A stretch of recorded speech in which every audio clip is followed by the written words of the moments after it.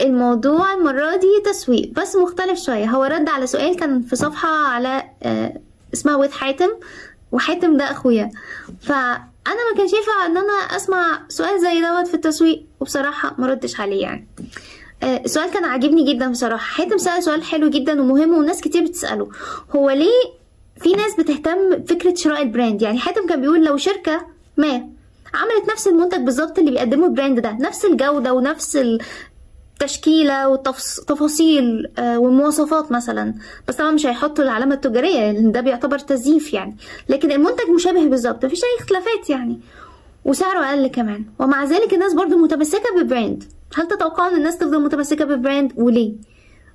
بيفضل الناس متمسكة كتير منهم بالبراند برضو برغم كل اللي انت قلته ده. ده بقى يا حاتم ليه سببين رئيسيين. في حاجة اسمها emotional attachment او الارتباط الشعوري. البراند مش مجرد برودكت بس، في جزء بيبقى كونكريت مادي ملموس اللي هو المنتج، وفي جزء معنوي بقى ده اسمه براند associations، الارتباطات الإيجابية الخاصة بالبراند في ذهن الناس اللي بتأثر عليهم شعوريا وبتخليهم يعملوا approach، يعني ان هما يقربوا من البراند ويشتروه، او avoidance يتجنبوه. فإذا في شركة ما قدرت انها تقلد الجزء الكونكريت المادي الصلب ده اللي هو المنتج نفسه، مش هتقدر انها تقلد البراند اسوسيشنز او الارتباطات الايجابيه الخاصه بالبراند. وعشان كده دايما البراند دايما بيحاول، او المسؤولين عنه القائمين عليه بيحاولوا يعملوا حاجه اسمها براند ميموري، فكره يعني الذاكره الخاصه بالبراند، يعني ان الناس يبقى عندها ذكريات كمان ايجابيه. وفكره البراند بيرسوناليتي، ان البراند ده يبقى مميز بالنسبه لهم عن البراندات التانية. فده من الحاجات. فتيجي مثلا واحد تقول له انت ليه متمسك قوي بالبراند ده، يقول لك انت عارف البراند دوت مين عمله وعمله امتى وازاي قدر يوصل للمكانه اللي وصل لها، دي قصه كفاح كبيره قوي. فيبقى هو لقى معنى ايجابي في البراند مخليه متمسك بيه.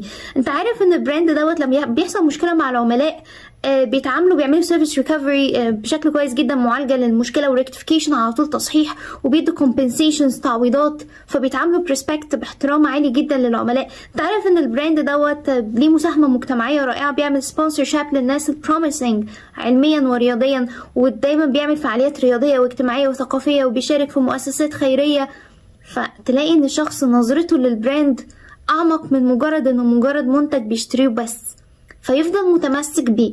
عشان كده دايما بيحاولوا يعملوا لونج تيرم ريليشن شيب مع البراند، او علاقه مع العميل، او علاقه طويله الامد مع العميل، بحيث دايما العميل يفضل ستيك للبراند ده، مرتبط بيه هو بس دونا عن الاخرين.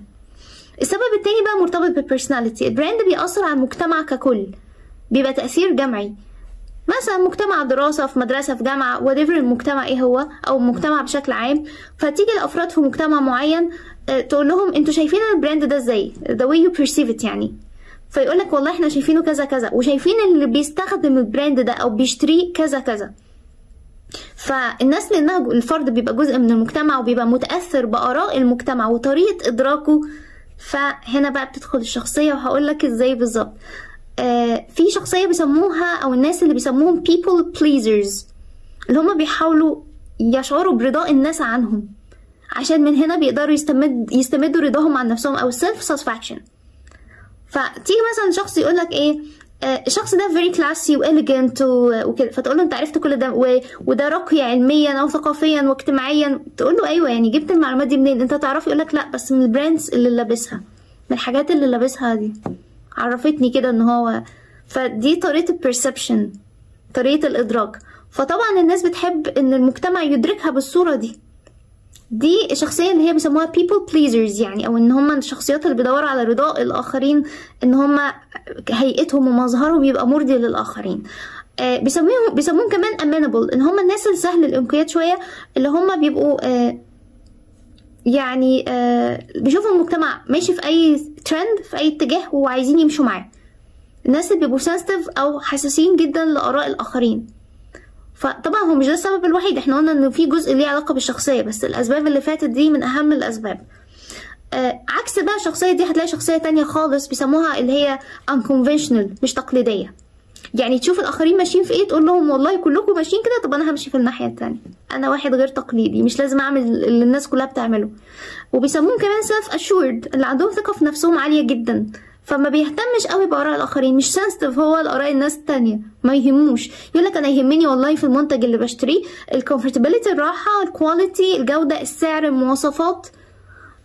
اما بقى ان الناس تقعد تقولي مثلا ايه ده البرودكت ده اسمه مش معروف، ده مش براند مشهور، ولا كل ده يفرق معاه، لان هو شخصيته سماتها مختلفه. فهي حاجتين بتخلي الناس تتمسك بالبراند، يا اما طبيعه شخصيه، يا اما انه في ارتباطات نفسيه ايجابيه بالبراند، مش بس على المنتج اللي الواحد بيستخدمه، لا ده في معاني تانية ايجابيه خالص، فالواحد بيشتري المنتج وبيشتري معاه المعاني دي بحصوله على البراند ده. بس اتمنى يكون اجابتي مفيده يعني. شكرا يا حاتم.